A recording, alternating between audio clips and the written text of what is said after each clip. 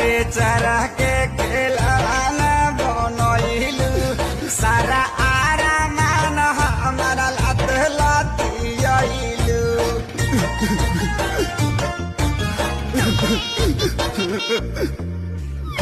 तारू ऐसे काहे अखिया उलट के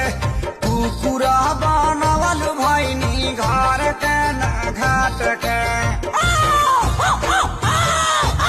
कीड़ा लेखा मुँह धइ के तुरलुए धनिया कीड़ा लेखा मुँह धइ के तुरलुए धनिया आशीषानी नदीला हमर तुरलुए धनिया सीतानी नदीला